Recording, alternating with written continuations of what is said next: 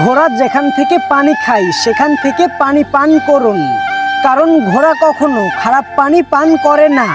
বিছানা পাতো সেখানে যেখানে বিড়াল ঘুমায়, কারণ বিড়াল কখনো খারাপ জায়গাতে ঘুমায় না।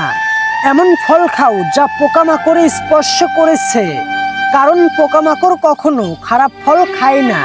সেখানে গাছ লাগাও যেখানে তিলাচিতা মাটি তুলেছে, গর্ত খুঁড়ো সেখানে যেখানে পাখিরা রোদ থেকে লুকায়।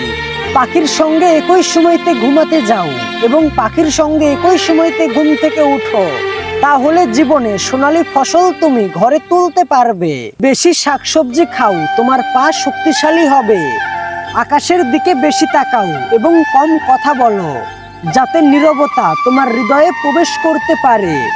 জীবনকে সুন্দর করতে চাইলে এই কথাগুলো মেনে চলো এবং শেয়ার করো যেন অপররাও দেখতে পারে। এক পুরুষ তার স্ত্রীকে তালাক দিতে কোর্টে গেল।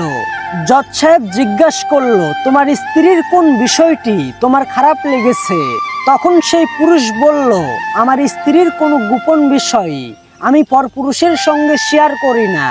এরপরে যখন তালাক দিয়ে দিল, তখন জজ আবারও জিজ্ঞাসা করলো, তোমার স্ত্রীর কোন বিষয়টি তোমার খারাপ লেগেছিল? তখন স্বামী বলল, আমার কি সাধ্য আছে একটা অপরিচিত মেয়ের ব্যাপারে মন্তব্য করার? একেই প্রকৃত স্বামী বলে। আজকাল স্বামী স্ত্রীরা গন্ডগোল করার পরে সেটা নিজেদের মধ্যে রাখতে পারে না, গোটা এলাকাকে জানিয়ে বেড়ায়। আপনার স্বামী আপনাকে ডিভোর্স দিক বা আপনি আপনার স্বামীকে ডিভোর্স দিন, আপনাদের পার্সোনাল কথা অন্য পরপুরুষদেরকে বলতে যাবেন না।